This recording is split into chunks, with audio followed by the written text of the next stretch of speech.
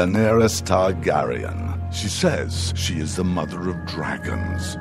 But would you trust her with your kids? Her father was a maniac. She palled around with Dothraki terror.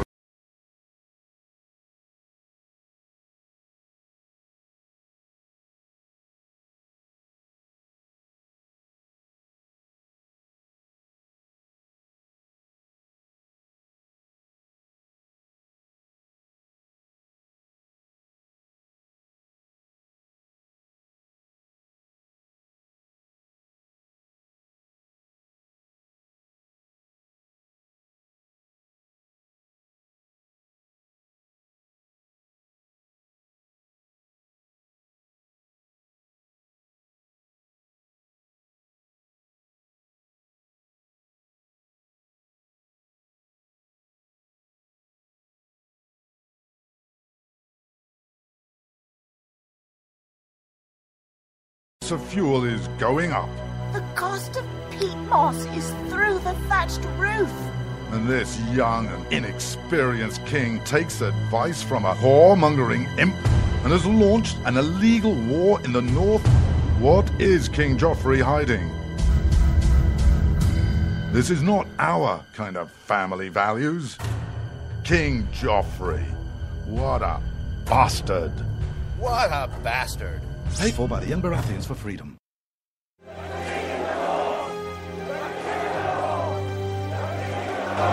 Robb Stark. He's the biggest celebrity in the North. But his father was a traitor. He arrested his own mother. His bastard brother deserted the Night's Watch. And he couldn't defend his own castle. Worst of all, Robb Stark hasn't stopped the wildlings from invading our lands and taking our jobs. He even has an illegal alien for a nanny. And now he wants to be king in the north? King? Some people say he's really a wolf. Some people say he eats dead people. We can't wait until it's too late. Send a raven to Winterfell now and tell Robb Stark to go back home. Stop eating dead people and defend the damn wall. This ad paid for by Crossbows GPS. You shouldn't have to pay to talk to the people closest to you, or the people who used to be. That's why Umbrella Wireless is proud to announce the new Friends, Family, and Recent Ex-Girlfriend plan. Now you'll get unlimited calls to your best buddy, your mom, or Cindy, once she realizes that you're seriously meant for each other and should stop screening your calls. Now the 30 minutes of agonizing silence where you're both afraid to hang up may drain your battery, but it won't drain your wallet. And you'll get unlimited calls just to check if she still cares enough to pick up, with no extra charges. With the Friends, Family, and Recent Ex-Girlfriend plan, your phone will automatically answer calls from your ex, because maybe she finally realizes that you're the only one for her and wants to get coffee sometime. Now, after lonely nights of looking at pictures of the road trip you took together when everything was great, your misspelled texts are absolutely free. The only thing you have to pay for is the booze. The Friends, Family, and Recent Ex-Girlfriend plan, because she wants you back. She just doesn't know it yet.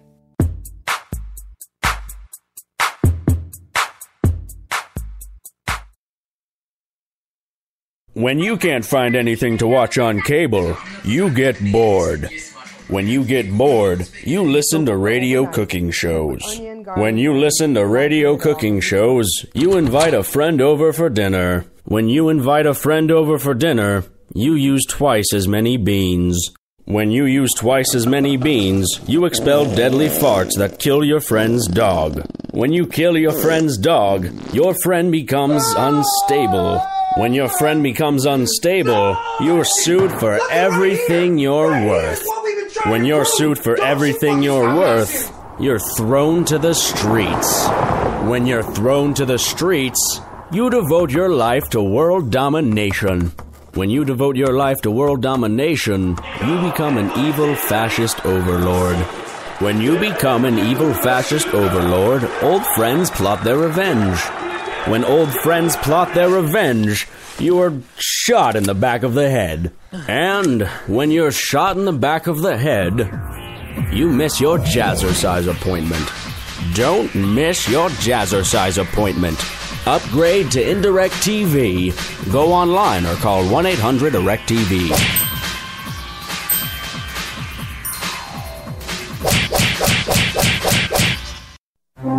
Millions of Americans every day are shedding unwanted pounds by taking tested and proven Ultra Lipo Stick.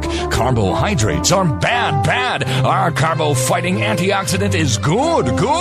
Just listen to these satisfied customers. My name is Gail, and I lost like 20 pounds on Ultra Lipo Stick. My name is Jared, and I lost 46 pounds using Ultra Lipo Stick. My name is Zach, and I actually gained weight. This stuff sucks! Ultra Lipo Stick is safe and easy to inject. Just 3 doses 4 times a day discreetly underneath your fingernail. Listen to this. I used Ultra Lipo Stick and suffered from side effects like uncontrollable greasy discharge. Ultra Lipo Stick, it turned the armpits of all of my shirts orange.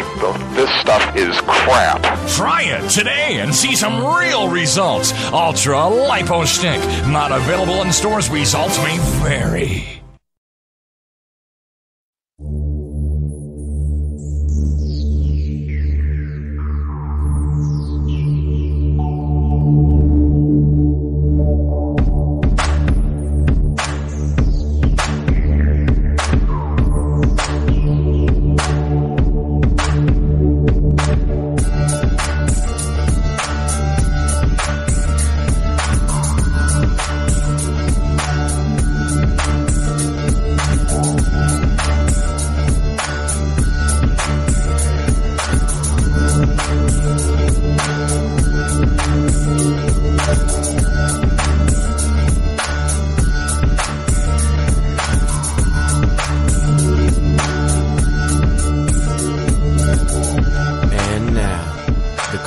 most politically incorrect black man on the planet, Rod Eccles.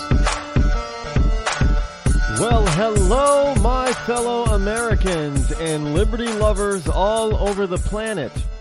Yes, it is I, your lovable host, L. Rod, coming to you live from my bunkerized home studio somewhere within the great granite state of New Hampshire, where the state motto is live free or die. It is not big government or bust. And how do I know this? Is because I check every day, and I checked again today.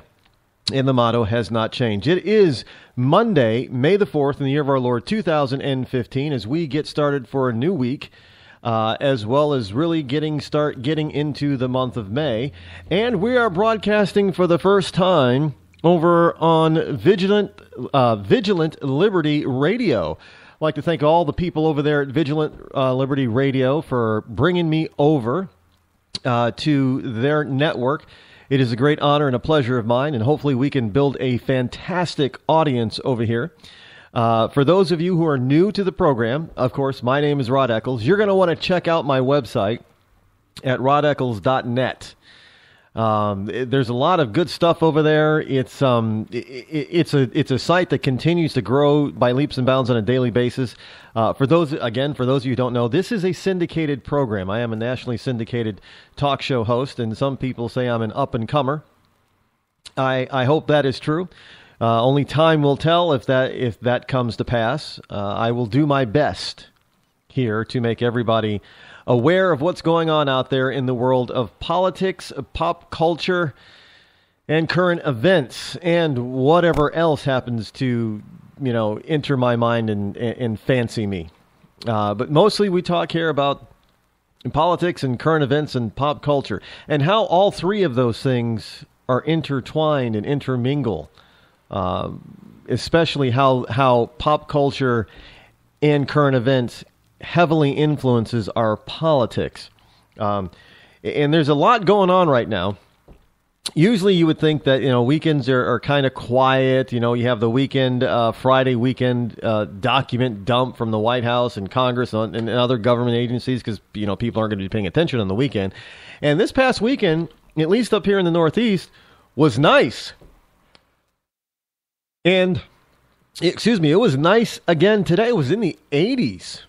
We got a little bit of that global warming here in the Northeast for a change. I did not complain at all today. I think the high temp that I saw today was 83. Now, that is an unusually high. That's above normal for my neck of the woods in New England. But it's not so abnormal that it hasn't happened in the past. It has.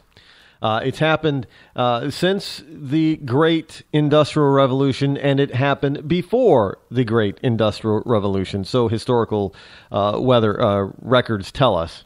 For those of you who are new to the sound of my voice, you'll learn pretty quickly that I am historically factual, I am logical, and I am truthful. All of that to a fault. If I don't know something, I'll tell you I don't know. Now, later in the program, at the bottom of the hour, we will be bringing on a guest, and I don't normally have guests on this particular program, not because I'm afraid that they will outshine me, because that never happens. It's just that I usually have so much to go over and talk to you about that's important that a lot of times a guest will get in the way of that. And besides, this is the Rod Eccles Show, not Rod Eccles and guest. I'm not a journalist. I'm a commentator, and I tell you what I see, what I think, and I try to stay away from feelings, because that's a total liberal thing. I'm all about logic and fact. Feelings often have no place in politics. With that said, speaking of politics, we have a couple of new contenders on the GOP side for president. Hold on, folks.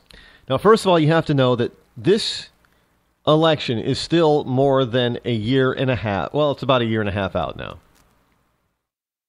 So you have to understand that that is a lot of time for a lot of things to happen.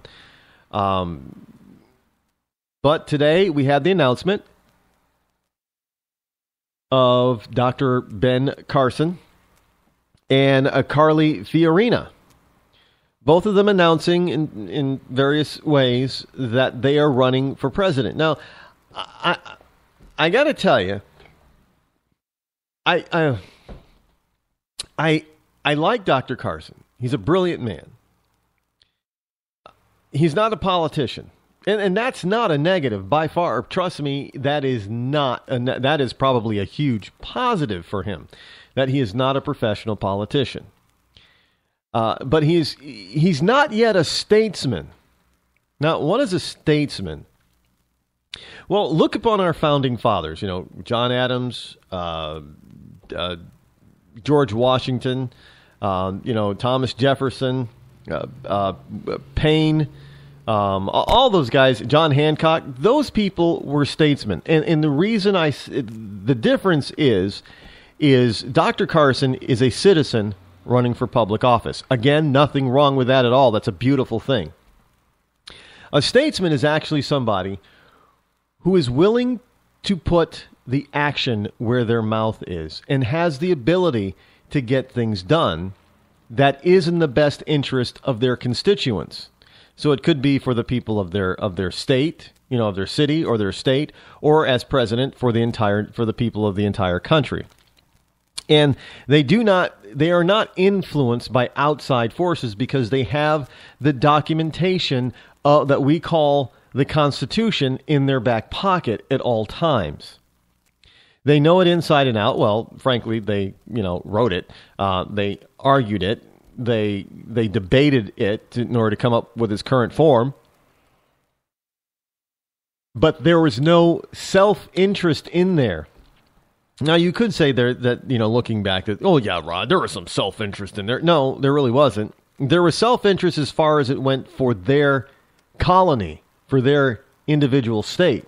Yes, that type of self-interest. There was no personal self-interest. A lot of our founding fathers, they were Renaissance men anyway. They did more than one thing. I mean, they did more than just, say, for instance, they were more than just carpenters.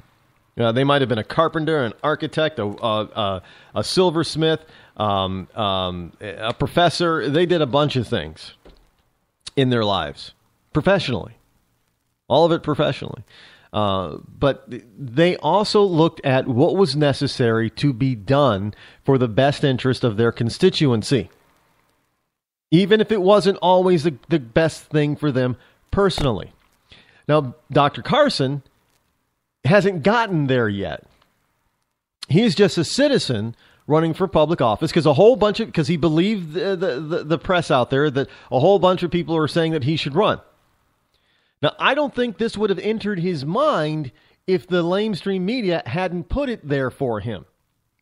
Because, he said a few things and all of a sudden, he's on the national stage. This would not have entered his mind prior to his a couple of statements that were picked up by the lamestream media. It wouldn't have. But he's heard the call. So that's a step towards statesmanship.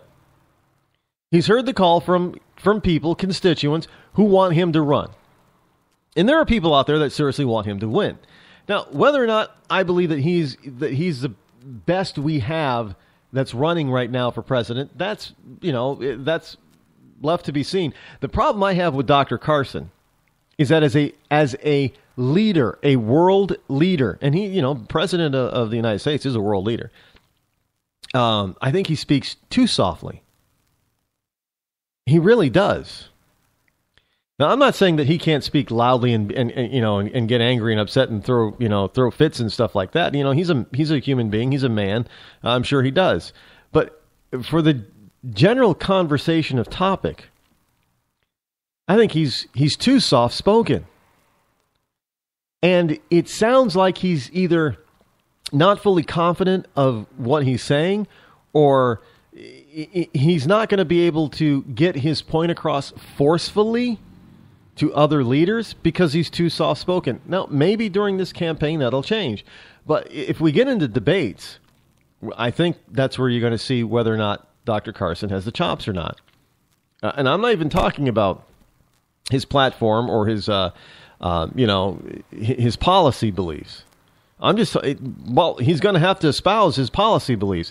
Is he going to be able to do it with such a soft-spoken voice? That's my only concern about Dr. Carson at the moment.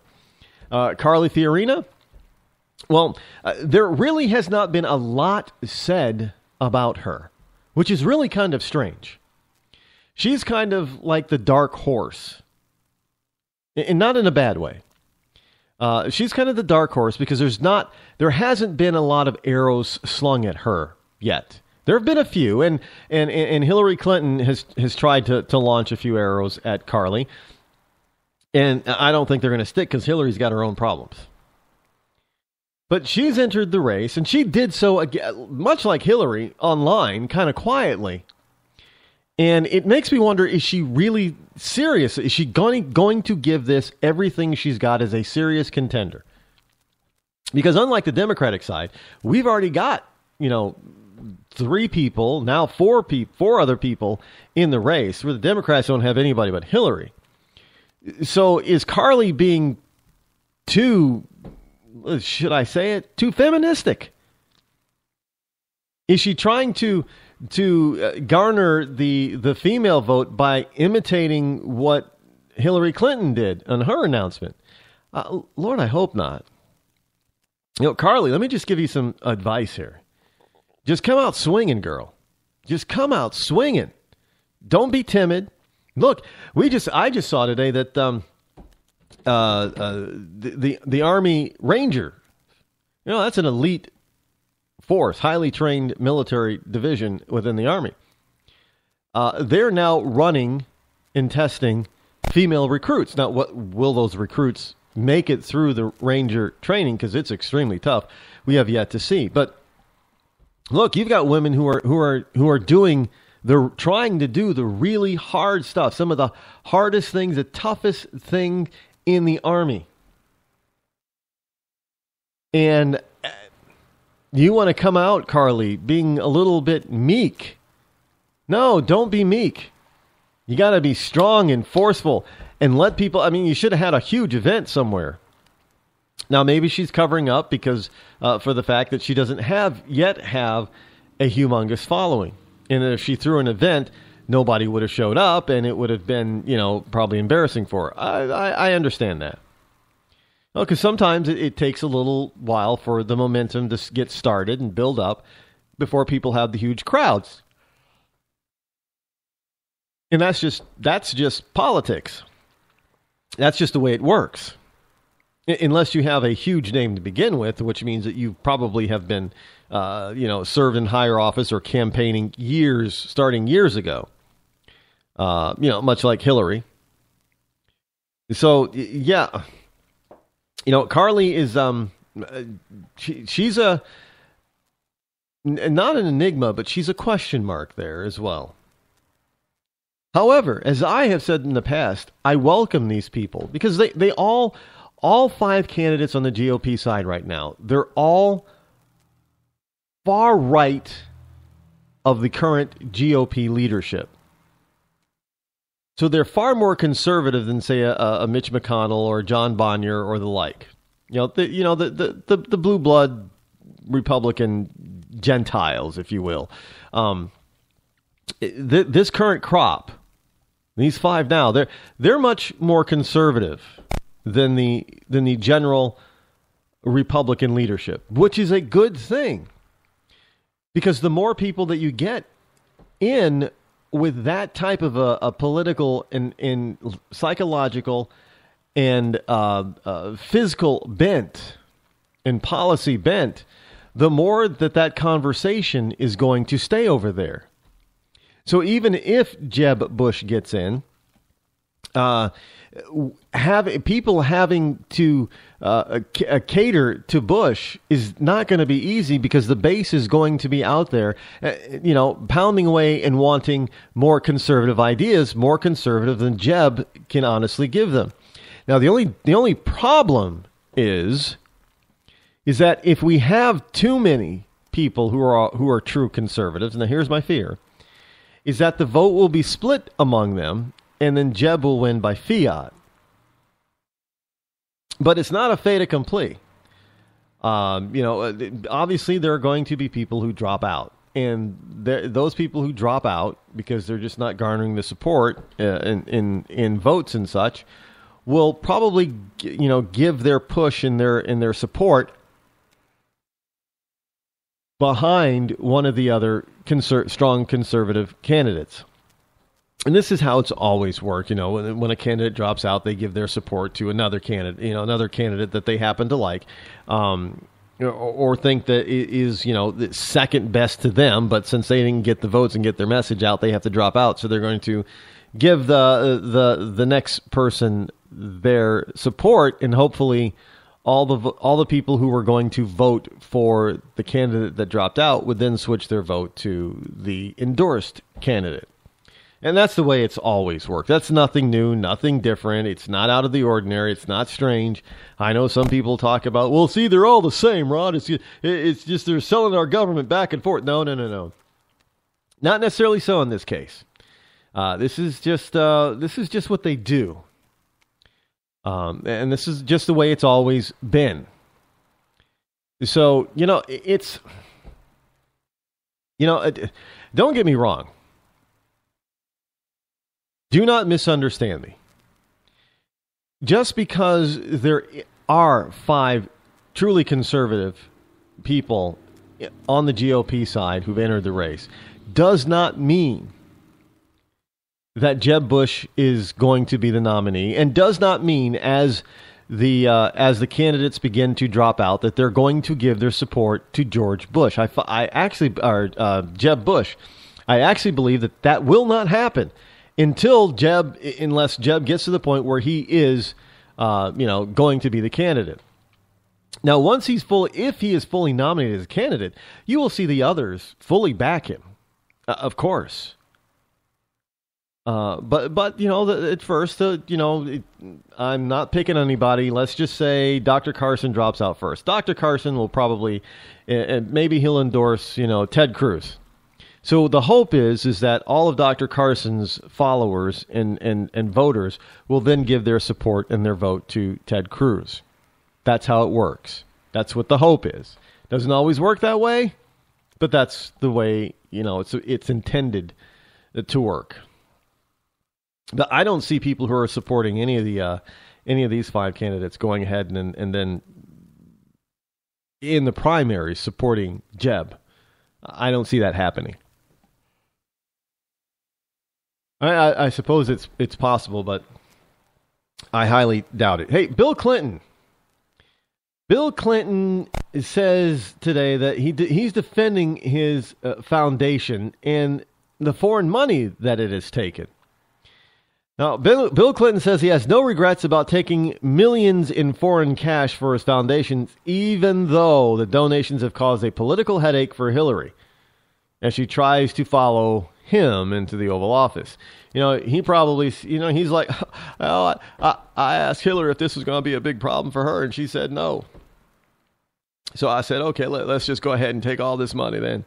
We can take all this money from all these foreign leaders and foreign people and foreign businessmen. And I can say certain things and keep Hillary out of the loop. Hillary didn't know anything about all this stuff. So all that stuff that she did that sort of looks like it was, pay for play type of thing, she didn't know any of it.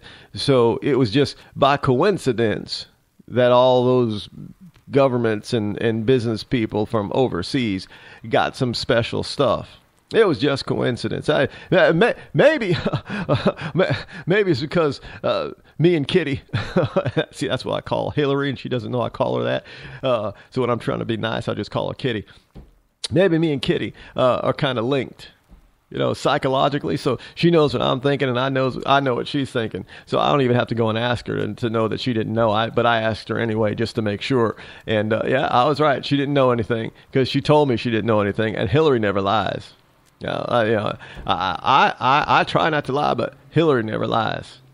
And this is you got to understand. We don't take a dime from this. We don't have any windfall profits or dividend income off the foundation.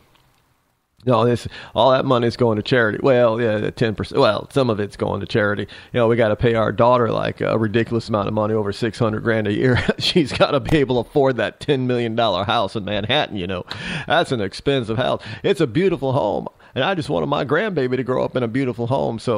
And she wasn't going to be able to do it on her own, so we had her come work in the foundation, get that $600,000 a year. So it's staying in the family, of course it is. But again, Hillary didn't know a thing because I telepathically I can tell she's telling me the truth that she didn't know a thing, and all that kind of stuff was just a coincidence. Now y'all need to let me get back to the work of the foundation because we didn't take this money. Hillary and I. So I need to get back to doing the work of the foundation. And and Monica isn't around, by the way. I don't know where she is. She's probably, I don't have that blue dress. She said she's going to send it to me, but I never got it. Somebody ought to go tell her about that.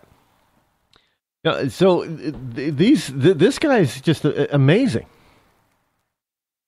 So he's out there trying to tell us, well, he didn't, personally gain anything from the foundation because he's not getting any dividends from the foundation. Well, first of all, there are no dividends. It's not a corporation with stockholders here. This is supposed to be a charity foundation. Oh yeah, this would be like the magnanimous Ford Foundation. The Ford family members all of a sudden getting a dividend check every year from the Ford. No, the money's given to the foundation. It is no longer your personal property. It's now the property of the foundation. There's nothing more. You're giving it away. Of course, there's not going to be any dividends. So, well, in that sense, the man is not lying, but he's being a slick Willie again. Because he isn't saying unequivocally that he has not personally profited from these foreign donations. And he, Hillary's out there saying, well, there was no influence. What difference does it make at this point? Because, it happened while she was Secretary of State, and she's not Secretary of State anymore. So to her, what difference does it make now? It makes no sense to keep going after her. All that stuff's in the past. She wants to talk about our future.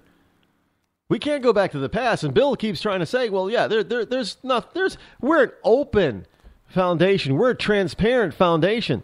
You're not going to find anything bad here. Come on now. Do you really think you're going to find something bad here? Well, I say, yeah. Got a guest coming up next.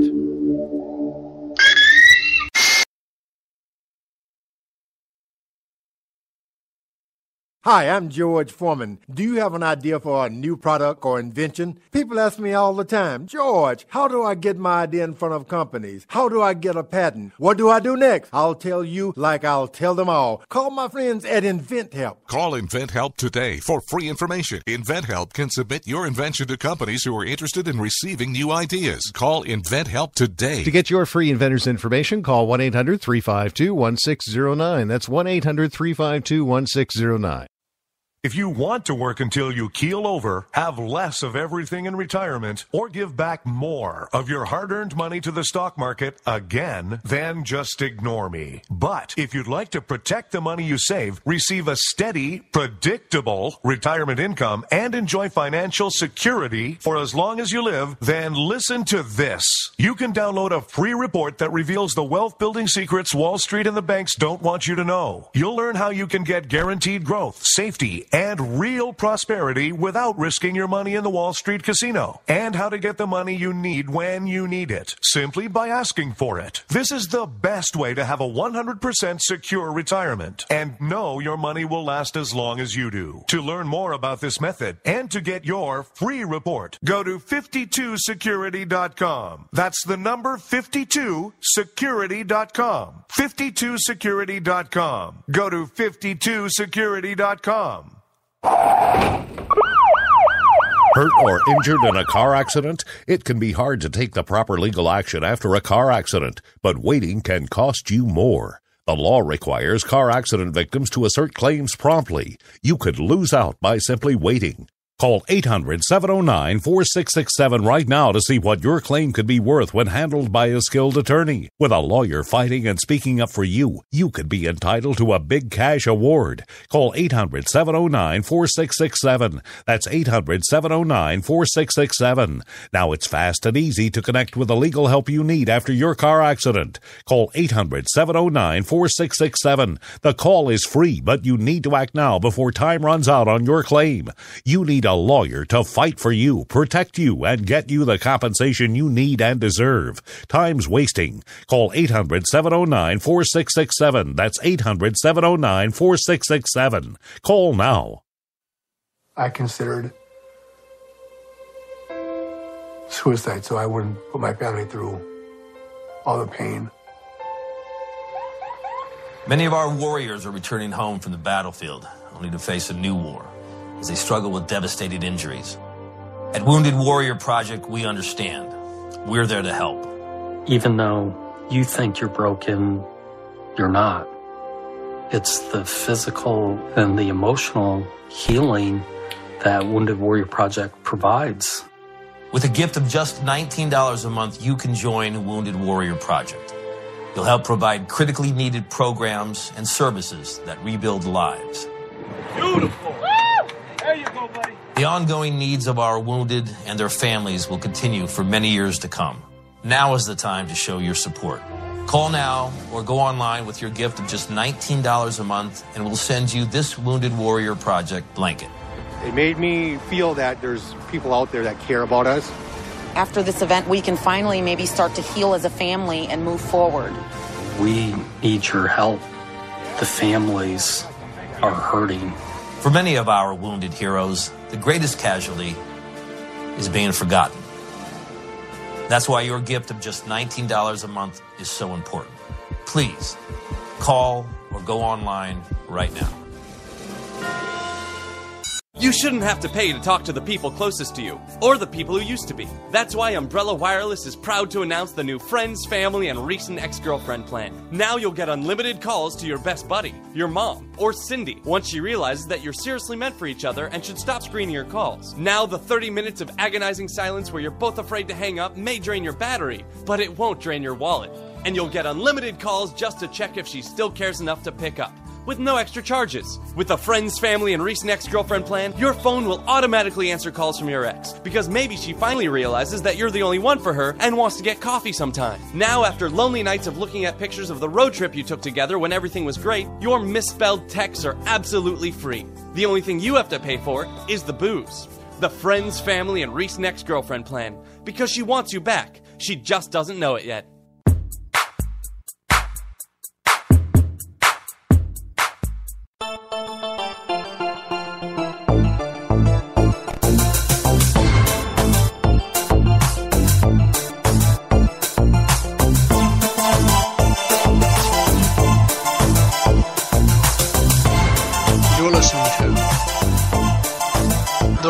Eccles Show.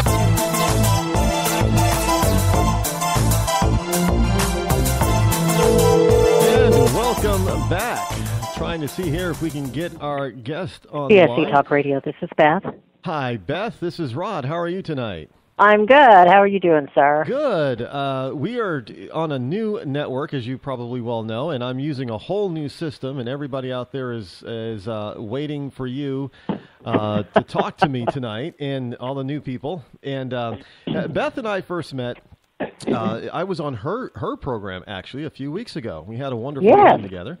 We talked about a few things, and we wanted you to have you over on here on our inaugural night, by the way, over here on Vigilant Liberty Radio. And awesome. I know that there's a lot of things, because we talked about certain things last month, back in April, but they seem to have been usurped now by something bigger. We got the Baltimore thing. I mean, you've obviously been watching it too. I have. What is your take on that thing? I'm tired of watching it. I know that there's other things going on, and I'm certain that you realize that too. I mean, while that was all going on, I'm getting emails and notices from people around the nation that are having some land grabbing going on by U.S. Forest Services and those kind of things. And so I think these things are distractions, not that they're not important, they are. Mm-hmm. I think they're a symptom of some things that are wrong in this nation. I think that, I don't know, they they made, the woman is famous for dragging her boy off the streets out of the riots and home, and everybody's amazed at the mother that did that, and I'm amazed there weren't more mothers out there dragging those kids home. That was an amazing video catch, and this mother coming, and unfortunately, there were actually people that were, actually throwing down on this mom, saying she's a bad mom after all. Like, really? So she keeps her kid out there from rioting, and no matter how she does it, I wouldn't care if she actually knocked him out and hogtied him and dragged him, by his ankles back home. She kept him out of trouble.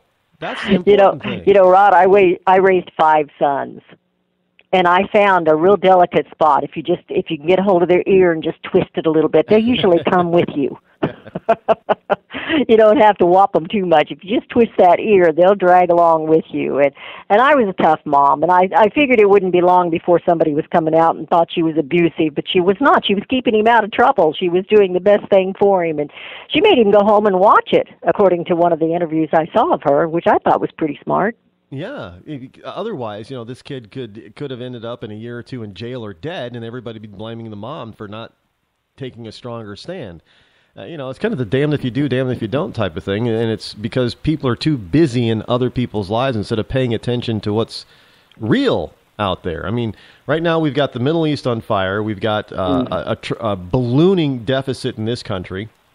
We've got, things happening like you said, land grabs and private land grabs by the government, illegally taking people's lands for their own stupid use, and so much more. And yet we're going to be focused on this one mother in this riot. Again, the riot was important. It happened. And what's important now is that we really start to understand the reasons behind it. And we can't look, you got a mayor in Baltimore who said one day that, she's giving them space to destroy. And then she says the next day that she unequivocally did not say that. Now, everybody who watched that news briefing the day before heard her say it, not to mention it's on tape. How do people like that get away with denying it?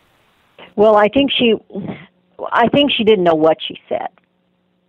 And so I guess she's not smart enough to realize they got it on tape. But to say that she's going to allow them to have room to destroy is just, to me, that is just amazing, that they don't care anymore about the rest of the civilians there and the business owners in that community, that they destroyed their own. They destroyed their own to make a shout out to the world. Well, that doesn't make any sense, and that isn't what the First Amendment is about. It doesn't give you the right to destroy other people's property. That is a crime. Absolutely. Rod, did you see where, and I don't have his name in front of me, but he's the head of the oh gosh, I've lost it. The Black Panthers party. And he came out condemning them for what they were doing. Really? No, I must say I missed that one. I thought they'd be... Well, you know what? There was some video, and it looked like that there were some Black Panther members, along with other black men, most of them a little bit older, at least 35 plus, who were being human shields and standing between the rioters and the cops. And I noticed, I said, I'm looking at some of these guys are dressed like they're Black Panther members. So maybe there is there is a movement that is trying to say that this is not the way that you affect change. This particular article that I read, it was just repeating an interview that he'd had, was saying that he was condemning what they'd done and even told them that their ancestors would be ashamed of them. And I would assume he was talking about Martin Luther King and some of the others, that they'd be ashamed of what they were doing, where they were looting and burning. And I mean, they were doing that to their own. That's what really is bizarre. If they'd gone over to the rich people's side and burned and looted them, I don't say that they should have done that, but I mean, you could kind of understand that destruction, but to destroy their own, it made absolutely no sense. No, and they wonder why they don't get investment in their neighborhoods after they do something like this. Now, you were talking, well, actually, before I get into that, there are two new GOP candidates that officially entered the race today. What do you think of Dr. Carson and Carly Fiorina? I really like both of them. I guess I'm not gonna put my endorsement on anybody just yet, but I really like Ben Carson. I know a lot of people say he doesn't have the experience and the politically and all that. And, I'm thinking, well, how much good has that experience been doing us? Exactly. And Fiorina, I think she's. I really like all the times I've heard her talk. I've really appreciated what she's had to say. So I kind of have to learn a little bit more about her. I've been listening to Ben Carson for a couple of years, and I really do like. He's bold. I mean, people think that he's mild-mannered. Well, he speaks lightly, but I think the man can carry a pretty big stick if he wants to. Yeah, that was one of the things I was talking about earlier. Is that he's very soft-spoken. It doesn't take away from his brilliance. He's a brilliant man, and the fact that he is not a professional politician is probably a bonus for him because, after all, as I remind people, this nation was started by a bunch of political amateurs. They were not professional politicians. Our founding fathers, they did a job. They saw a job that needed to be done, and they did it. And most of them went back to their private lives after the nation was founded and the government was established. But those guys weren't professionals. They really had no clue what they were doing. George Washington didn't know what it was going to be like to be president. He went back to farming. And many of the others lost their businesses and their lives or their families through the revolution. They made quite a sacrifice, but yes, they were. Dr. Ben Carson, he's brilliant, and I don't 100% agree with him on everything. But for them to say that he can't do it because of his soft-spokenness, well, what's happened with what we've got now through Obama? I mean, he's outspoken, but he never. He's not a man of his word, and and we've had other presidents on the Republican side that have not really necessarily stood up and done what was right for the people and for the nation. So I really I want to give him a chance. I want. It'll be kind of fun watching the debates, don't you think, when that happens? I think so. I'm just again, I wonder how he's going to increase his vocal capacity because he is so solid. You know who he reminds me of, and this is because I get into pop culture in this show, but he reminds me of the Jacksons of the Jackson 5 family. They're all very soft-spoken people. But they know what they're doing in their industry, and trust me, Dr. Carson knew what he was doing in his chosen field. And when he talks, I heard him today, giving his speech about entering the race. The man was on point. So you really can't argue with his own logic and his views of policy and how it should be. And he clarified a bunch of things that people were constantly talking to him about. Oh, you just want to get rid of all welfare, huh, Dr. Carson? Well, no, that's not what he said, and he clarified that again.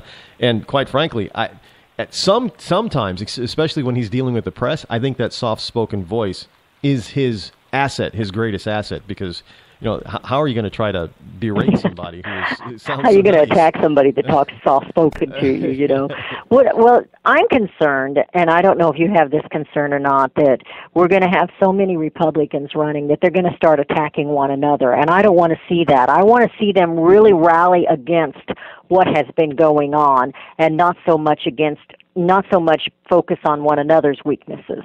And that's something I'm concerned about. I guess I know if they're going to beat each other out in the primary, they've got to do something, but I don't want to see them attacking one another. How do you feel about that? Yeah, a lot of people have that concern. I don't want to see them start really tearing and ripping each other apart. Let the Democrats do that. I think that if they all just stay on their own message, and again, this is an unusual crew for us this time around. We have 5 people that are in the race right now that are really far right of the mid-level, mid-range, center aisle type of general blue blood Republicans that are currently in the leadership. They're much farther to the right, which is going to be pulling the discussion that way. So even if Bush gets in, we're starting from more of a right position, so there isn't much room for Jeb to pull things back to the left towards him. And we have other people, other true conservatives that haven't even announced yet that might get in, like Scott Walker. I mean, is there anybody else that you would like to see throw their hat in the ring just to keep the conversation going? Just to keep it going, I'm not sure. I want to see Scott Walker do it, and I appreciate Ted Cruz and let's see, who else have we got? We've got Rubio. We've got Rand Paul. What do you think of Rand Paul? A lot of people think he's way out there, but what do you think of him? I think he's, there are some aspects of him I think that he's way out there. He's like his father on a few things, especially foreign policy. As I tell people, this is not the 1800s. You just can't park an aircraft carrier and say, your Minutemen are all you need for your army, and then all of a sudden have the aircraft carrier fully manned and out to sea in 30 minutes. Is just not going to happen. Well, I don't think he's that bad. Maybe I'm being naive about it, but I think that unfortunately, they've been correct on some of this. We have had our nose in other people's business, and it's coming back to bite us. And I think that's a lot of what we're seeing with ISIS, don't you? There is some of that, but at the same time, I think that there's also, this current president really hasn't done much to stem the tide of what ISIS is doing and what Iran is doing and what other enemies of the United States have been doing, like Putin, and even to a certain extent China. And this is where a person that needs to have, they don't necessarily need to be an expert in foreign policy, because all you need to do is know human beings. And let's face it, Dr. Carson was a brain surgeon, so if there's any man that knows the brain more than anybody else as far as that group is concerned, it would be him. Again, I'm not endorsing anybody, so people might all of a sudden think I'm endorsing Dr. Carson. I am not. But each one has their strengths, and each one has their weaknesses. But I think looking at the group, Rand Paul may have the greatest number of weaknesses out of the current 5. Mm-hmm. I was going to ask you another question. I just kind of lost it here listening to you. But I was with all of them coming together, and they're a pretty strong group, I think. I don't care for Jeb Bush at all. I think he's one of the rhinos. I'd like to see him pushed out pretty early. But I also know that he's got some big money backing him up. And he had one of the colonels come out in endorsement for him today. I saw that, or was it over the weekend? I don't remember when it was. I saw the article come out. Did you happen to see that? I did in passing, but I sort of like... because he hasn't announced that he's in yet, and there has been over the past couple of weeks, there was some quiet speculation that he might not actually get in, and mainly because Rubio did already announce to get in. I don't know. It's a game, isn't it? Well, yeah. I know what I was going to say. I was going to tease you about Barack Obama, but he can't fight ISIS because he's too busy fighting the global warming, because that's the biggest threat to our nation right now. So we have the EPA putting the hammer down on farmers and ranchers and industries across this nation and just absolutely crippling us. And it's I know the American people don't all buy into that. No, poll after poll says, one, that the Americans are believing in it less and less, and two, it doesn't even enter the top 10 of their top concerns anymore. I mean, it's just so down and far on the list, it's ridiculous. But yet this is what the left keeps pulling out of the hat, and they try to keep pounding it away, but nobody's really paying attention because everybody can see that the climate isn't warming up. Well, did you see the report that came out several months ago where the scientists, in fact, he was one of them that was on board with the other at the beginning, that has jumped ship on them and says, it's cooling down and we're going to be in trouble if we don't pay attention to what's going on. But he did say that it's not mankind's fault. It is a cycle. And I had a gentleman 2 years ago tell me that that's what's going to happen, that when you saw the Dust Bowl many, many years ago, you and I didn't see it, but when this Dust Bowl happened out in Kansas and the West, he said, we're probably going to see those kind of conditions again, or they will, because it's a cycle and it's going to come back to where you're not getting the rainfall in some of the areas that you're getting it now. It's not going to be the lush farm land that it has been. Of course, now we've got technology in agriculture, where they can do a little more with the irrigating and that kind of thing. But, that could get pretty scary if our food gets scarce because we're not producing. Yeah, that definitely would, you could have the 1930s depression type of thing all over again. And it could, when you get a Dust Bowl or farming droughts, it can also harm the economy because, there are obviously a lot of industry that relies on food.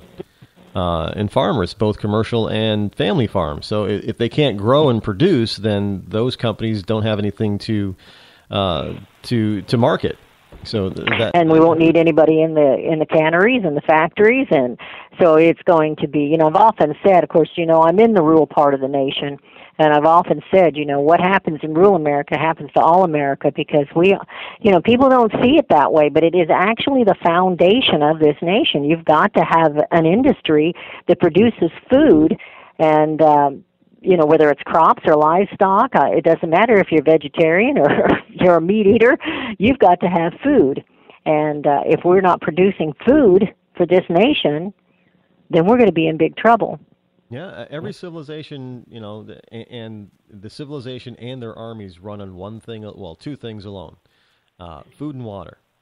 Do they have access to food to sustain the civilization, and do they have access to water to also sustain the civilization? So if you're missing one of those two components, you're in big trouble. You're absolutely right. Yeah, well, I didn't mean to chase you all that way, all that far down the direction, that far down the road. But I thought, with what's going on, and I got this email from somebody last week, and he's one of my listeners out of Nebraska, and it wasn't the U.S. Forest Service. It happened to be the National Wildlife Refuge, and they were burning. They were doing what they call controlled burns. Only they don't control their burns. And, it'll take livestock, it'll take wildlife, which is what they're supposedly there to protect. And, when you scorch the earth, it takes it a little while to come back. And these big forest fires that, we've had out west, those actually sterilize the ground, and it is worthless after that because of the heat in them. And, they do these things they just don't, they don't monitor what they're doing. And, the Forestry Service, they're not maintaining the forest. There's certain things you have to do to maintain it, or it becomes a tinderbox, and it's just going to go like that. It's like a matchbox. And so, what happens with the industry of agriculture is, it's so important, and I just can't stress that enough. And I kind of wonder, now, what are your listeners saying about their main concern coming up with this 2016 election?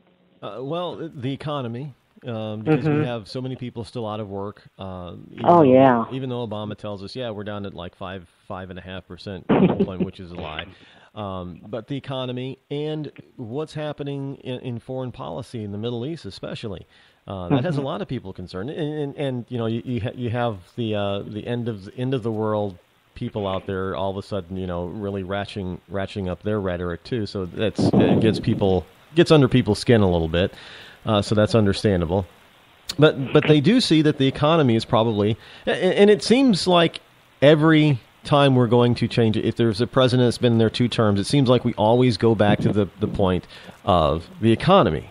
So it like the weather is very cyclical, and I think that we've come to that point. Well, we never recovered, so I think it's from the bottoming of the last cycle. So I think that's important. It's going to be very important on everybody's list this time. I had an article that crossed my desk this morning, and I didn't get to read it in depth, but it was the title of it. It says that the new data says there's 49.7 million are now poor, with 80% of the total population near poverty.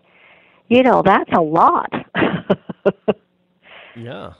That is astronomical. And, they made fun of the presidential race last time when Romney came out and mentioned the 47%. They made fun of that. But here we are with a 49.7 million that are poor, that are considered poor now, and 80% of those total population is nearing poverty.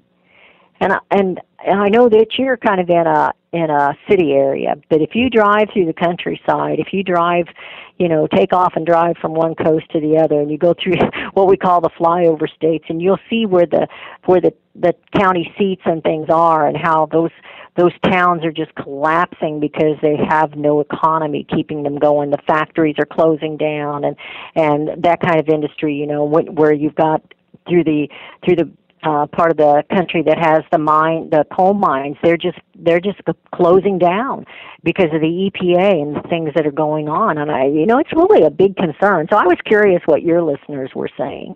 Yeah, people, they understand. Look, they understand 2 things. They understand their stomach and their wallet, and both are getting hit right now, very hard. So that's always going to be when a person's belly's full and their wallet's fat, then other things start to come into play. But people's wallets are very thin, and like you said, the concern with the price of food as it rises also concerns people, especially when they have less and less money to spend. Mm-hmm. So it's one of those things that I think that the GOP is going to need to really focus on.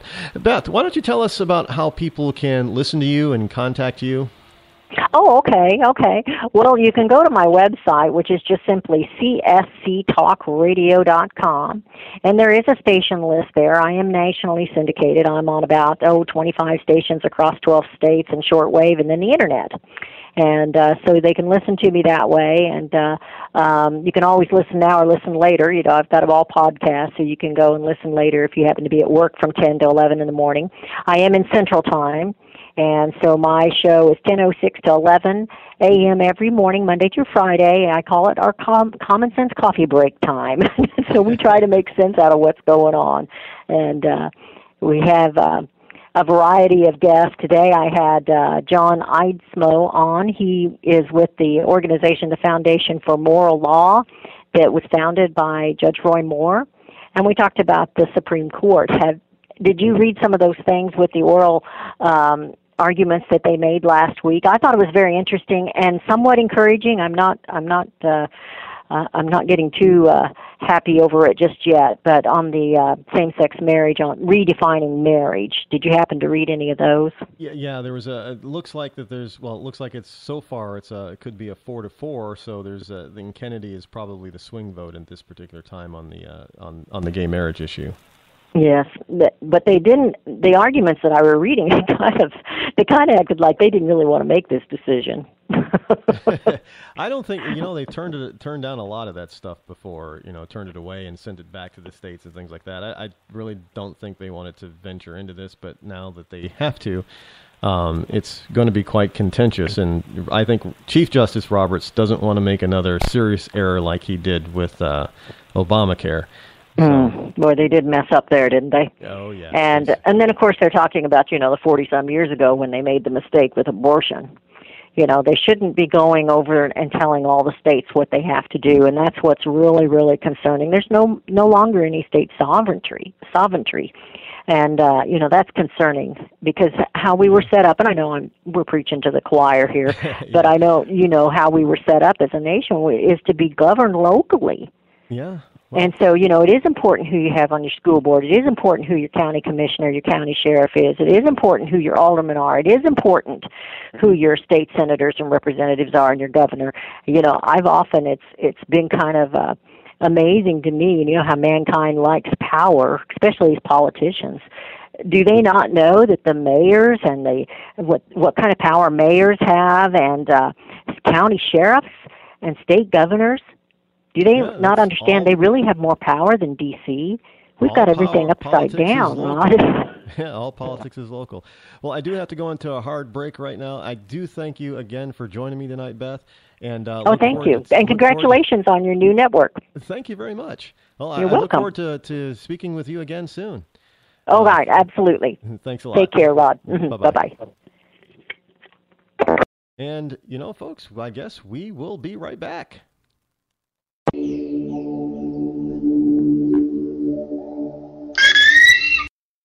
Daenerys Targaryen. She says she is the mother of dragons. But would you trust her with your kids? Her father was a maniac. She palled around with Dothraki terrorists. She asked the city of Karth for a government bailout. Then she lost 3 baby dragons after placing them in an unlocked wooden box. An unlocked wooden box. This Khaleesi wants to be queen of the 7 kingdoms, but can she be trusted? Daenerys Targaryen. Wrong for dragons. Wrong for the realm.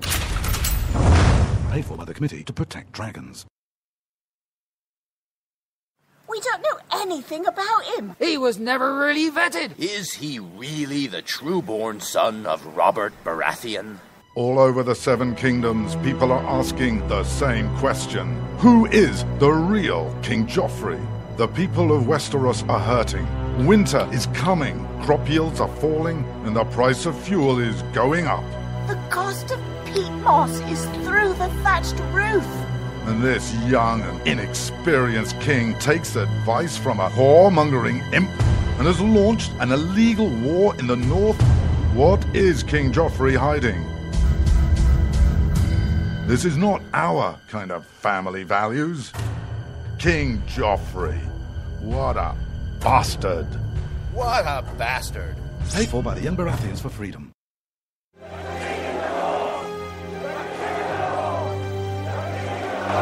Robb Stark. He's the biggest celebrity in the North. But his father was a traitor. He arrested his own mother. His bastard brother deserted the Night's Watch. And he couldn't defend his own castle. Worst of all, Robb Stark hasn't stopped the wildlings from invading our lands and taking our jobs. He even has an illegal alien for a nanny. And now he wants to be king in the North? King? Some people say he's really a wolf. Some people say he eats dead people. We can't wait until it's too late. Send a raven to Winterfell now and tell Robb Stark to go back home. Stop eating dead people and defend the damn wall. This ad paid for by Crossbows GPS. You shouldn't have to pay to talk to the people closest to you, or the people who used to be. That's why Umbrella Wireless is proud to announce the new Friends, Family, and Recent Ex-Girlfriend plan. Now you'll get unlimited calls to your best buddy, your mom, or Cindy, once she realizes that you're seriously meant for each other and should stop screening your calls. Now the 30 minutes of agonizing silence where you're both afraid to hang up may drain your battery, but it won't drain your wallet. And you'll get unlimited calls just to check if she still cares enough to pick up, with no extra charges. With the Friends, Family, and Recent Ex-Girlfriend plan, your phone will automatically answer calls from your ex, because maybe she finally realizes that you're the only one for her and wants to get coffee sometime. Now, after lonely nights of looking at pictures of the road trip you took together when everything was great, your misspelled texts are absolutely free. The only thing you have to pay for is the booze. The Friends, Family, and Recent Ex-Girlfriend plan, because she wants you back. She just doesn't know it yet.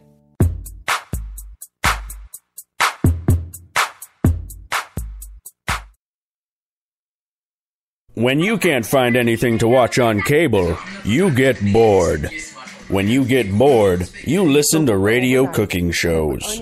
When you listen to radio cooking shows, you invite a friend over for dinner. When you invite a friend over for dinner, you use twice as many beans. When you use twice as many beans, you expel deadly farts that kill your friend's dog. When you kill your friend's dog, your friend becomes unstable.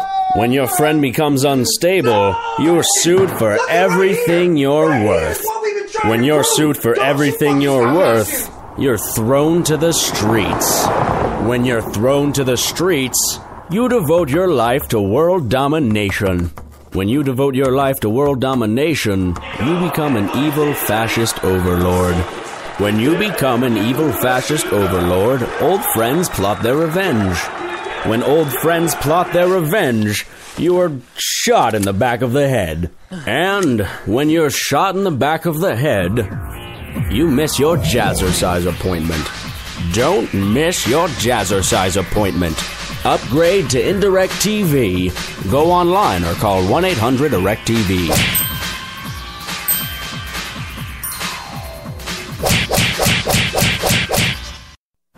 Millions of Americans every day are shedding unwanted pounds by taking tested and proven ultra-lipo shtick. Carbohydrates are bad, bad. Our carbo-fighting antioxidant is good, good. Just listen to these satisfied customers. My name is Gail, and I lost like 20 pounds on ultra-lipo shtick. My name is Jared, and I lost 46 pounds using ultra-lipo shtick. My name is Zach, and I actually gained weight. This stuff sucks! Ultra-lipo shtick is safe and easy to inject. Just 3 doses 4 times a day discreetly underneath your fingernail. Listen to this. I used ultra-lipo shtick and suffered from side effects like uncontrollable greasy discharge.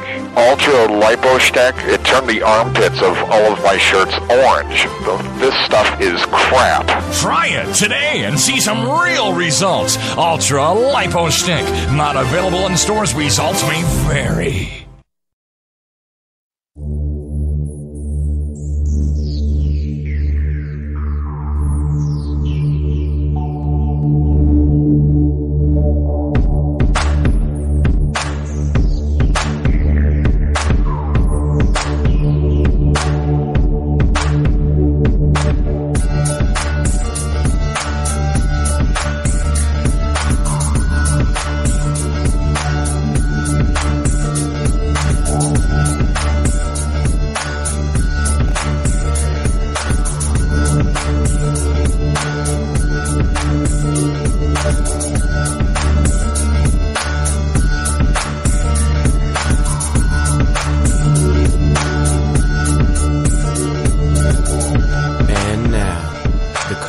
most politically incorrect black man on the planet, Rod Eccles.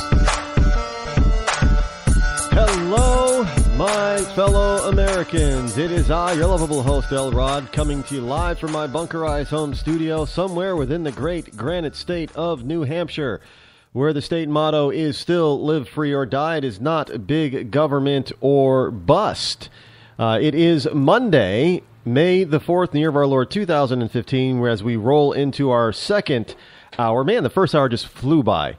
By the way, for those of you who are new, you can call the show live, talk to me live at 603-835-3224. That's 603-835-3224. Hope you enjoyed my one of my rare interviews that I do here on the show with Beth. Do check out the information that she shared with you. It's all important. There are a number. You know, speaking of the Dust Bowls coming back, and look, all this stuff is cyclical, and we can't control 99.999% of it. We can't.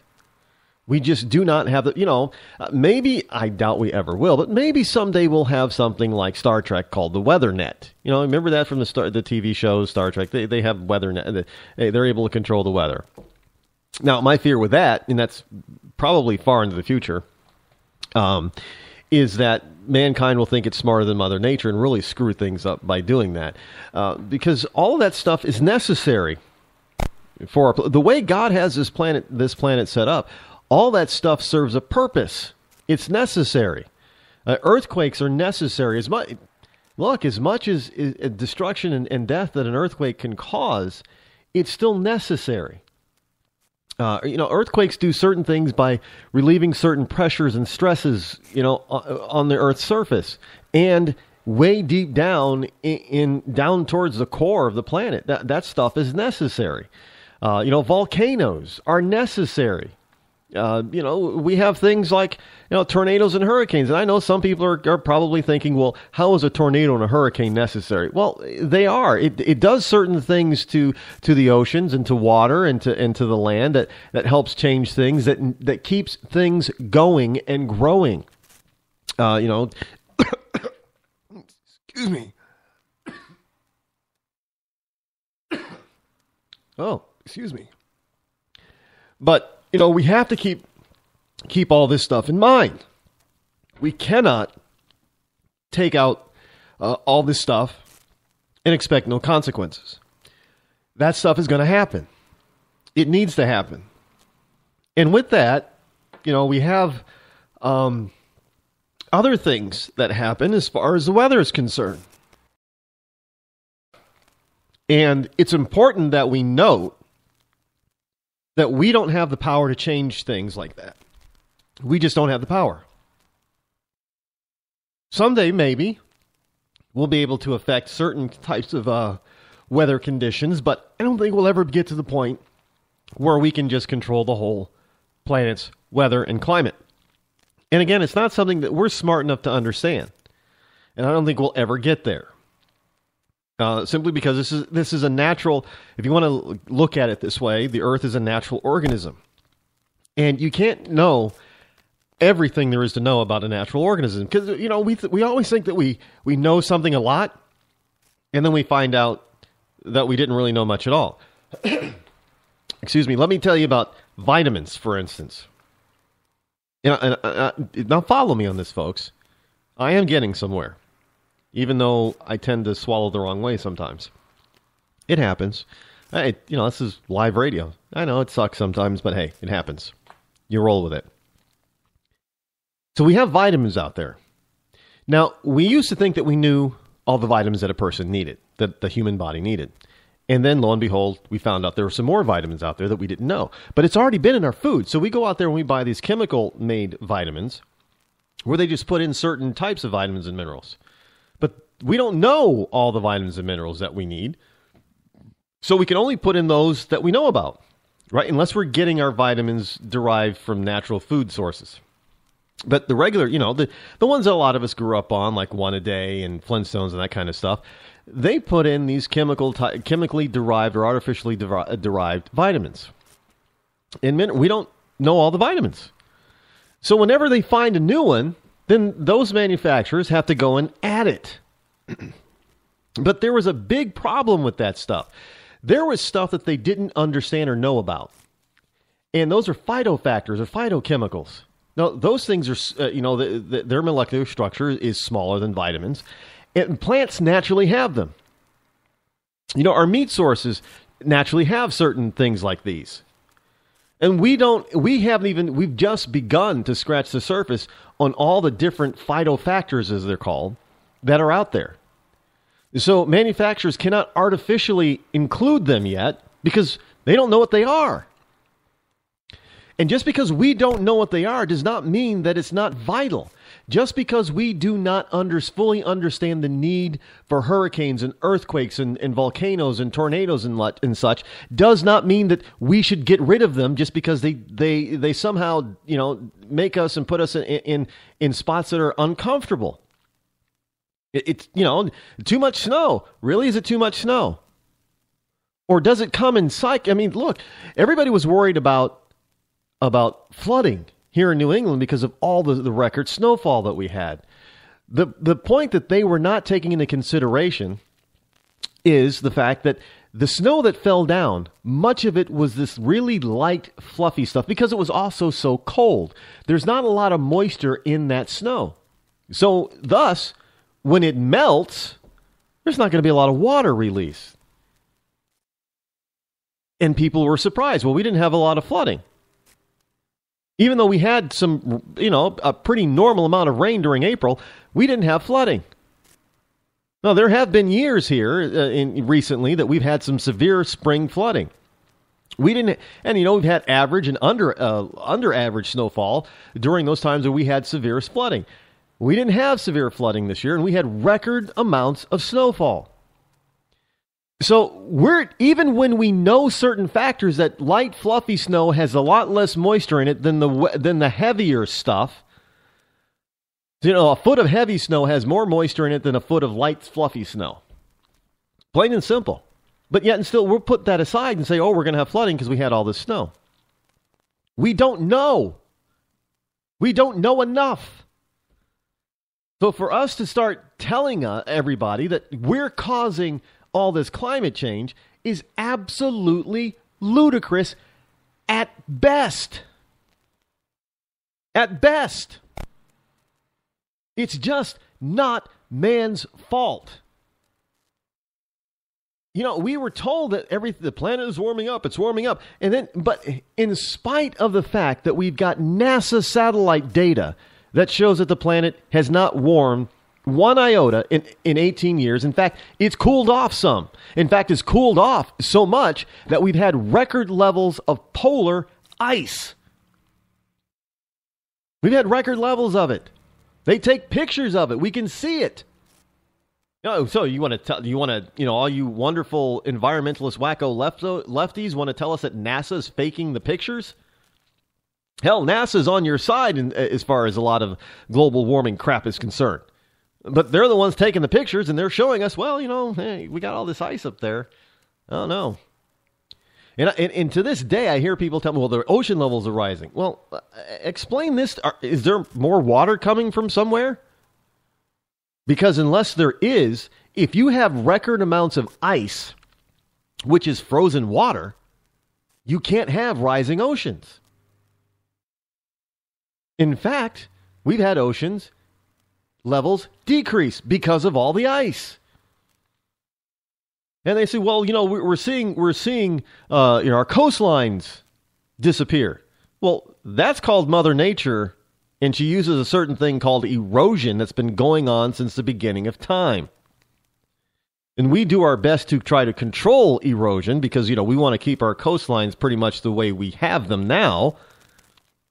So we're actually fighting Mother. If we were really going to be all out for nature, we wouldn't try to save certain coastlines from erosion. We'd just let it happen. Say, well, it's Mother Nature. Let it go.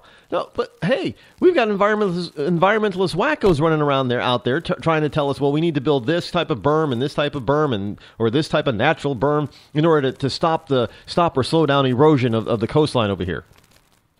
Well, we have nothing to do with that. It's called the tide. Mother Nature has this thing called a tide, and it's constantly happening.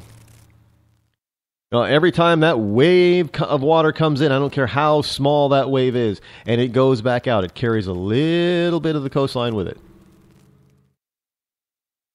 We can't stop that. Yeah, we've attempted to slow it down. We've filled in places. We put up these, berms out there that help the ocean deposit more than it's taking. But in the end, we're still fighting a losing battle. And in 100 years, 200 years, our coastlines are not going to look the way they are today. We just need to accept that's Mother Nature. We just need to accept it. We can do everything in our power to try to slow it down, but let's face it, we can't control it. So if we can't control something that basic, how is it that we're affecting the planet-wide atmosphere and climate? Sure, look, we can't pollute. I'm with him on that. We need to cut down our pollution, find cleaner ways of doing everything. Grand, I agree. We should not unnecessarily pollute the planet. But know this, nobody wants to unnecessarily pollute the planet because they have those rich people and their families have to live here too. They have to breathe the same air we breathe. They have to drink the same water that we drink. They don't want to necessarily just before people really knew what polluting certain types of pollutants can do. Maybe they were out there just being willy-nilly with it. But we've learned since then. And you cannot tell me that a Republican, a conservative business owner, wants to pollute his own air and pollute his own water and put his own family at risk. There's nobody out there like that. Sorry. There just isn't. But when we get to the... Look, there's a... We've got so many things going on in our planet right now. The world is on fire. You know, people talk about the Middle East is on fire. No. This is why our next president is so important. This is why the right person in that Oval Office is so important. I don't want to scare people, but look, the truth is that we are on the verge of World War III. If you look at what's happening in the Middle East, if you look at the Islamic onslaught on Western Europe, if you look at what China is doing in the East, and by the way, China is not exactly a friend of Islam, but if you look at what they're doing in the East, the South China Sea, their fantastic military buildup, we're marching towards something that, many of us don't want. And we have to have leaders who are strong enough to stand up against tyranny and say no more. And we're going to put a stop to it. We're going to halt it. We're going to contain it. We can't have a president, another 4 years of a president who is just as inept as Barack Hussein Obama. It takes, look, you had Neville Chamberlain back in the early part of the 20th century. Look what that led to. His weakness led to World War II. We can't show the same weakness. We can't have the same weakness. We cannot let history repeat itself. This whole entire planet is on the edge of a knife, folks. I don't want to scare people, but I'm here to tell you the truth. I do not sugarcoat it or candy coat it. We have got so much going on all over the planet. And if you think that we're safe over here, no, you better take a look at what's going down south of our border. Central America and South America are not exactly fully stable. Look at Venezuela. I mean, you got the people 90 miles off of our Floridian coast called Cuba. All that stuff is important. Now we have Russia invading our Alaskan airspace, and our president is doing nothing about it. Look, we are being tested here, folks. People are pushing the limits on what they used to not be able to get away with.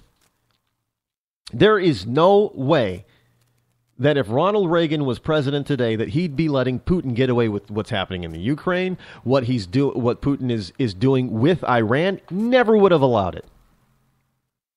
John F. Kennedy never would have allowed it. But Barack Hussein Obama not only is allowing it, he's kind of like looking the other way. Just so he can develop and form his... It's kind of like Bill Clinton all over again. He's so worried about his legacy now.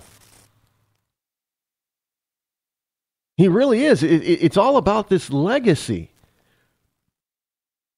I want to go down as one of the greatest presidents this nation has ever seen. Well, it's too late. You're already the worst president this nation has ever seen. Plain and simple. I'm not trying to get biblical here, but let's face it. There are certain patterns that are starting to emerge that a lot of people are matching up with the book of Revelation.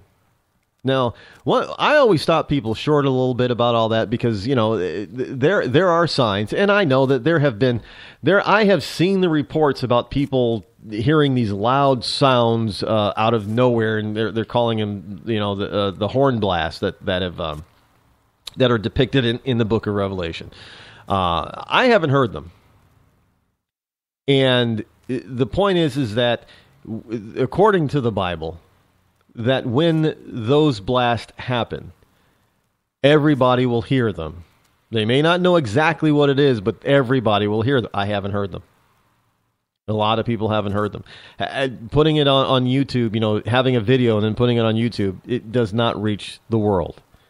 Everybody from every corner of the planet will hear it. So, but there are other things that people are trying to match up to the book of Revelation. The Middle East is one of those things. Look, I don't care if you like Israel, if you love Israel, or if you can't stand and you totally despise Israel. That is irrelevant. What is irrelevant, or what is relevant about Israel, is that they are human beings, and they have every right to exist in safety and in freedom as they see it in their own country. Just as much as we have every right to be secure, live in safety and freedom here in the United States as we see it. Nobody has a right to annihilate anybody else, plain and simple. Nobody. I don't care how righteous you think your cause is, you have no right to try to annihilate somebody else. You have no right to try to make them feel unsafe and uncomfortable in their own homes. You don't have a right to do that. So when radical Islamists say that, no, they're not going to shy away from stating that the only way that they're going to be happy is for the complete and utter and total destruction of the state of Israel, is unacceptable. Absolutely unacceptable. I don't care. I don't care if they just say, if all of a sudden they said, well, Saudi Arabia doesn't, we need to get rid of Saudi Arabia. No, we don't. Oh, we need to get rid of Iran. No, we don't. We don't have a right to totally annihilate somebody else, especially when it's usually their government that are the criminals, not just the everyday people.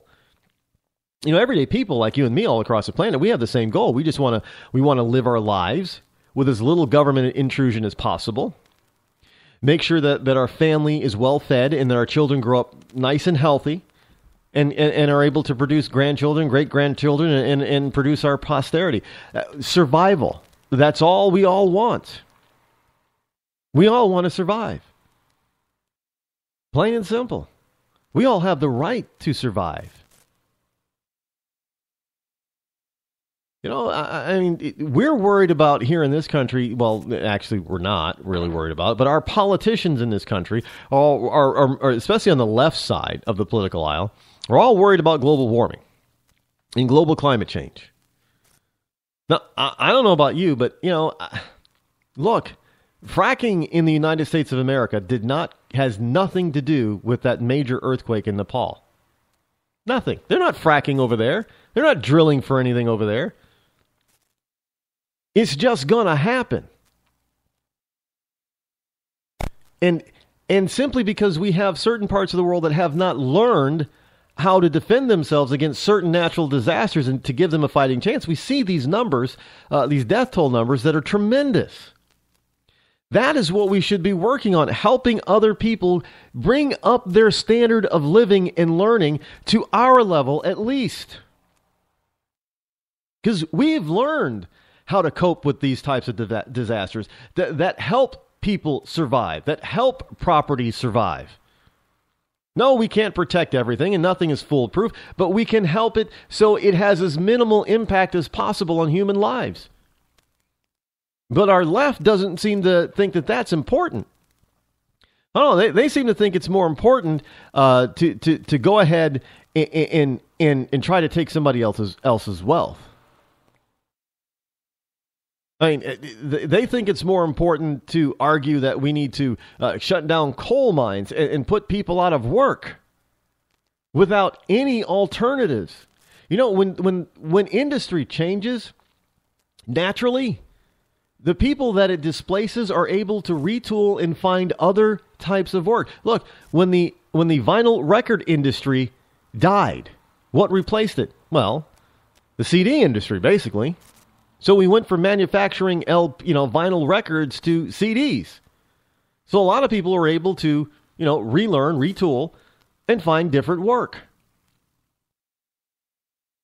You just can't play with people and force it to happen without there being some sort of alternative that naturally develops over time. But hey, we're going to close down the coal plants because of this, this already fully and thoroughly debunked global warming crap. Please, people, you got to wake up. You got to wake up.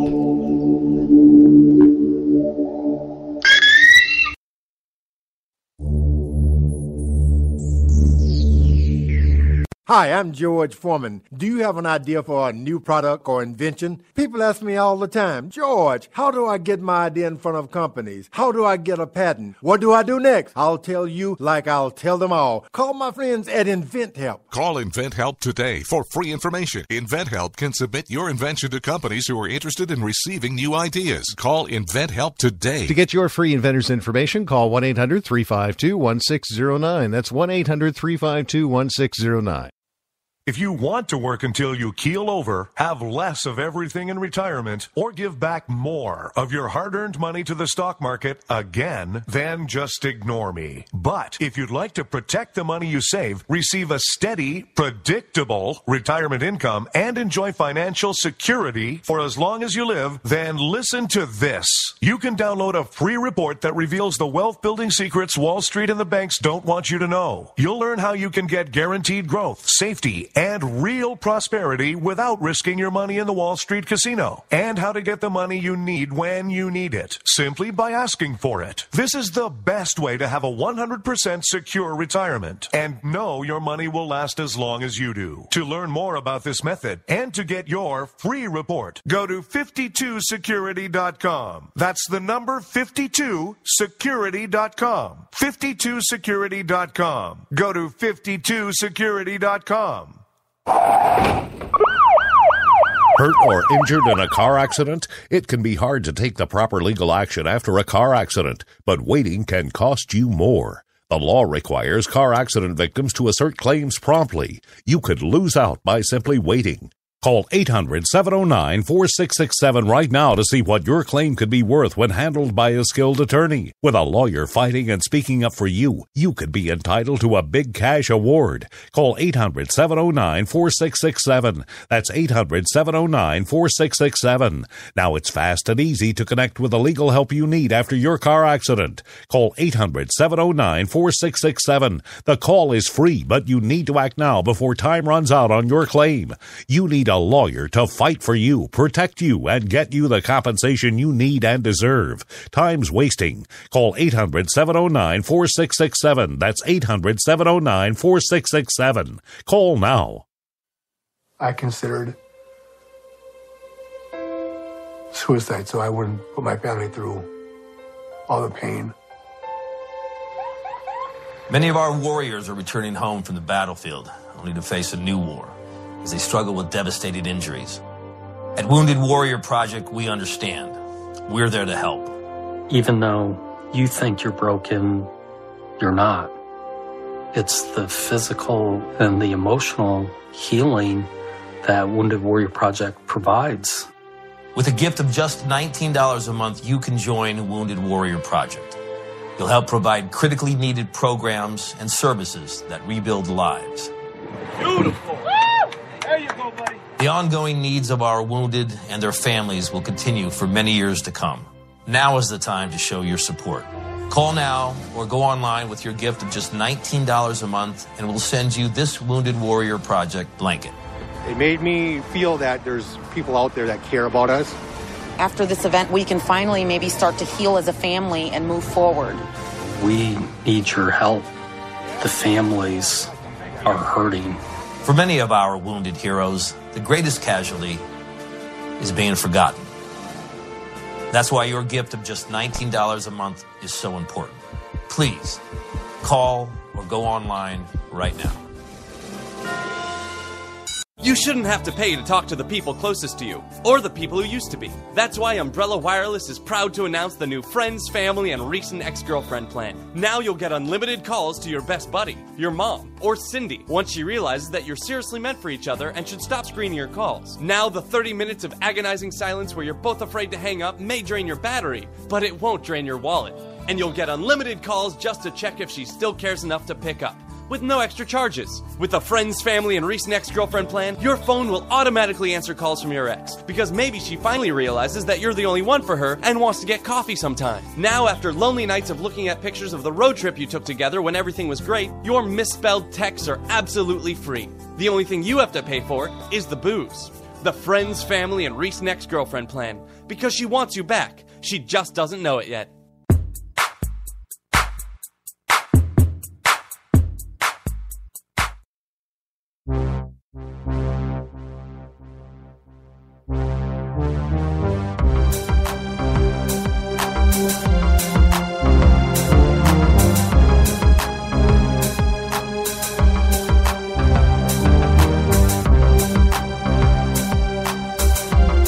You're listening to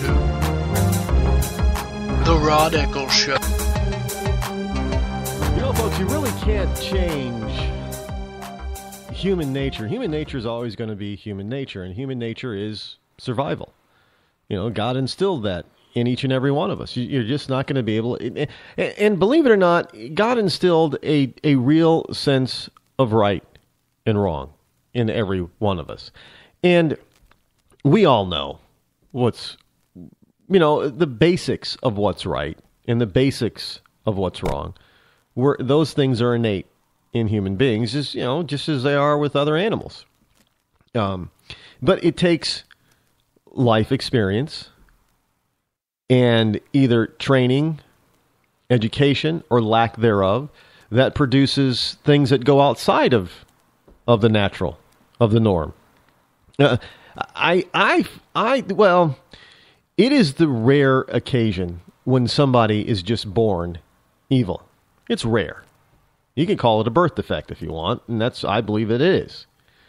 But most people who turn to evil or turn to crime or turn to bad, look, I'm sure that the Castro brothers down in Cuba, they weren't, growing up thinking that they were going to be dictators and brutal dictators someday.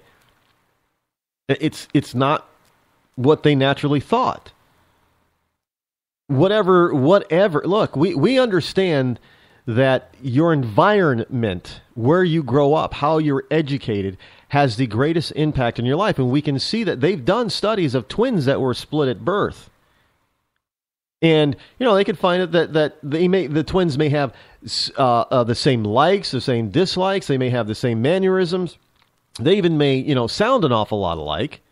But their environments that they grow up in, their education, if they are vastly different, tells us that they are going to be different people. And indeed, the studies have shown that they are.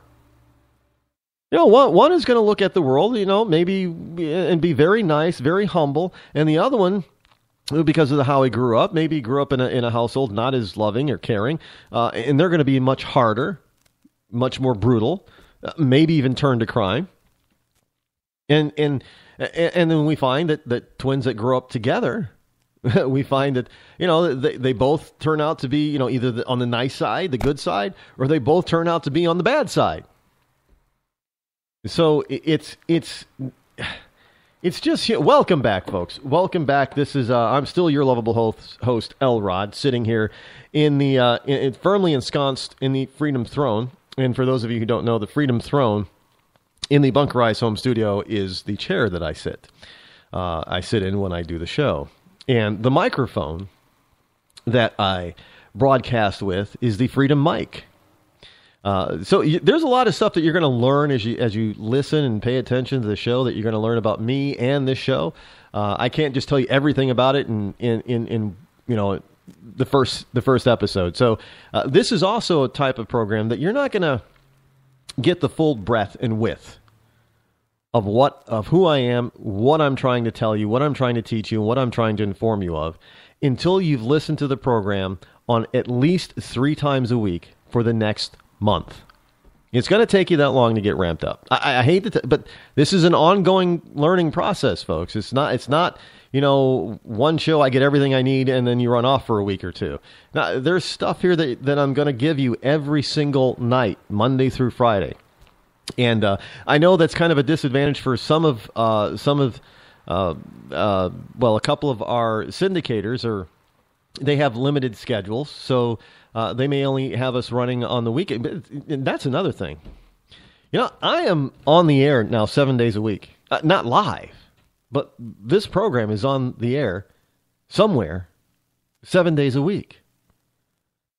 I'm almost covering 24 hours of coverage now. I tell people, in jest, in sly jest, that I'm not going to be satisfied until the Rod Eccles Show is on the air somewhere 24/7. That means no matter where you go, you can turn me on and listen to some logic, some fact, some humor, get some fun, be entertained, and be informed at the same time. I intend that my audience is going to be one of the most informed audiences on the planet, bar none. That is my goal, and hopefully I'm doing it in an entertaining fashion. Now, does it make me great or anything? No. Look, first of all, people have to understand that I don't think this is me. No, it's not me at all. And by that I mean whatever talent that I have, that I utilize to do this, is talent that is instilled in me and given to me by God himself. And that I'm doing my best to utilize that talent to the best of my ability, to the best that I know how. Because I think to do any less is a sin. No, I don't think it really actually says that in the Bible, but knowing how God is, knowing his character, I think if you have certain, and everybody has talents. Everybody has them. It's just up to each of us to find out what those talents are, and then to learn to use and develop those talents to the best of our ability. This is why some people they can never be a professional sports star. Some people, I don't care how much they practice, they just don't have the given natural talent to do that. No matter how hard they work. And there are other people that the talent just comes more naturally, and other people have to work harder at it. Like for instance, in basketball, Larry Bird. Larry Bird was probably one of the hardest working basketball players in history, and his practice paid off. But there are other people that youngsters that probably worked harder than Larry Bird did as a kid. And they just can't get any good at basketball because that's not where their talent lies. They don't have the talent there to develop. There is this kind of false notion, and I know we all say it to all our, to our kids. You can be anything you want to be. Well, actually, we should be a little bit more specific than that, because that's not true. That is not fully true. We can do and be anything that our talents allow us, plain and simple. Because again, you could practice 20 hours a day basketball, get all the fundamentals, constantly practice 20 hours a day, and still never be any good. And then there are some people, because that is their talent, their gift, they practice 1 hour a week and they become superstars. Is it fair? Well, to our meager standard of what fairness is, no. But as far as a bigger picture of the universe and in God's universe, yes. Because you have a talent somewhere else that superstar basketball player does not. So it all balances out. I mean, I know we like to look at certain people, well, they just have, they have so much talent in that area. That's just not fair. Why? They don't have any talent anywhere else, maybe. Maybe that was their whole reason for being. Now, that's not true because people have more than one talent, but let's just, simplify it. If we're all here for one specific purpose, let's say, well, that basketball star, that's what he's put here for. And you're not put here to be a basketball star. You're put here to be a doctor, maybe. Like Dr. Ben Carson. But is it fair that basketball star can't become a well-respected medical doctor? Well, our limited scope might say, yeah, that's kind of unfair. No, but in reality, no, it's not. He's got a different talent from you. You've got a different talent from him. it all equals out. And in a greater sense of the universe, that's what's fair. Alan Keyes, this is from Right Wing Watch. Alan Keyes says, gay marriage ruling a just cause for war. Now, I'm not making this up. That's a little bit brazen, if you ask me, to say something like that. But yeah, Alan Keyes has a blog post, an article, or it was written about him stating that the gay marriage ruling is a just cause for war. And here's what it says: joining other religious right activists who warn that the Supreme Court will spark a civil war if it strikes down bans on same-sex marriage. Alan Keyes writes in WorldNet Daily that a ruling in favor of gay rights will be just cause for war. Now, Keyes claims that such a decision will be an attack on the very foundation of constitutional government of, by, and for the people of the United States. That, like the Dred Scott decision that heralded the onset of the first Civil War, will bring the nation to the brink and represent a high crime and misdemeanor that effectively dissolves the just bonds of government between and among the states and among the individuals who compose the people of the United States. Now, I frankly do not see that as being that sinister. There are other more pressing things and more important things that I think that would possibly lead to a civil war, as it were. And we have to be careful that we don't let our feelings dictate what we do. We have to be careful. Well, let me give you an example. Most of you probably know about the Jade Helm 15 thing, and there are conspiracy theorists out there that are all upset and all Twitter about it, and you got the preppers and everything are really hunkering down and really preparing for the end, because the Jade Helm is just a practice run for full-fledged, total nationwide martial law on the federal level. And you have the governor of Texas who's falling prey a little bit to these conspiracies. And he's now saying that when Jade Helm commences in July, that the state militia, otherwise known as the National Guard, the various National Guards, he will order them to watch closely what the federal military does.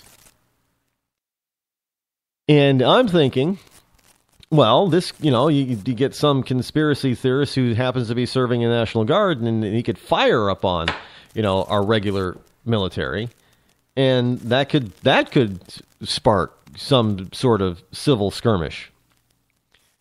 But look, I don't happen to fall into this premise that the United States is on the verge of a civil war. And I don't think the American people have been pushed that way that far yet. If anything, the American people might, if they rise up at all, it will not be against each other, but it will be the general population against our federal government.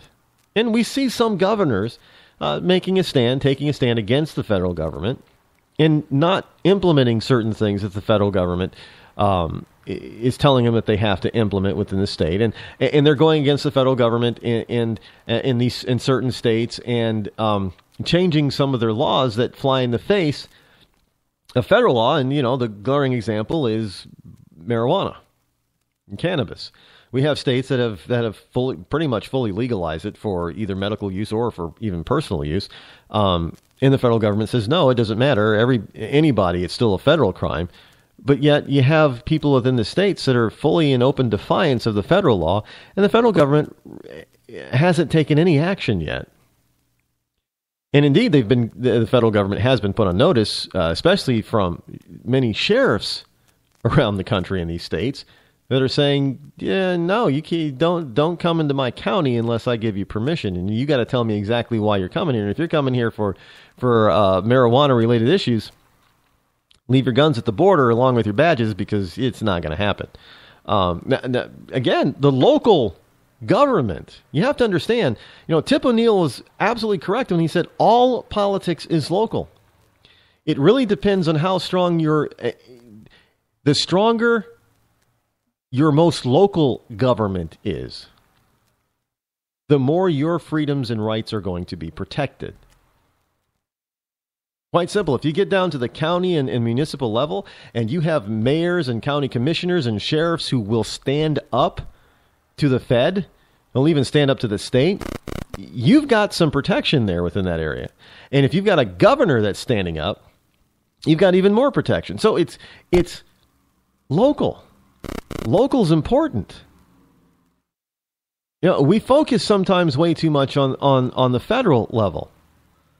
But when it comes right down to it, you've got governors and things that can prevent some of the things that the Fed is doing. So, look, the Constitution says that the powers that are not enumerated in the Constitution to the federal government are reserved for the people or their states. So if a state decides, well, you know what, that's not really constitutional, it's not in the Constitution, EPA, we're not gonna honor it, and we're not going to allow you to come in here and enforce it. And indeed, the only way that the federal government can enforce it is by bringing in the military. And do they really want to do that? Because at that particular point, yes, you will start a civil war. That is a scenario that I can see happening. Of a civil war. But I don't think even Obama's quite that brazen. Yeah, he'll do things underhandedly, but to do it overtly, I don't think he's even that brazen to do that. But I guess time will tell. We will see. We've got another year and a half of him. So we'll see. And according to some who believe in the book of Revelations to the letter, they say we don't have a year and a half. But others, I tend to think, I think we have a year and a half. It's not going to be easy. And if we don't elect the right person in November of 2016, I am going to say it's probably all over. It really is. GoFundMe drops campaign for Baltimore rioters after conservatives complain. Yeah, remember there was a complaint from the left when the cake business got shellacked with a $135,000 fine because they didn't bake a cake for a same-sex wedding. Because they were Christians and they didn't want to support that. And they got fined, they got sued and taken to court, and they got fined $135,000. So there were people that, that got together and said, well, this can't happen, this can't stand, kind of like the Memories Pizza. And they ended up raising over $800,000 for that family business. But here it comes, I think their total had gotten up to $105,000 to help them pay that $135,000 fine. And somebody complained to GoFundMe, and GoFundMe yanked the campaign, and they got blasted for that. Rightfully so, but fully understand that GoFundMe is a private company, and they have the right to do whatever within reason what they want to do. So this time, in order to show that they can be fair, and I'm pretty sure, I don't know who the people are that complain, but I'm pretty sure that they were testing GoFundMe to see.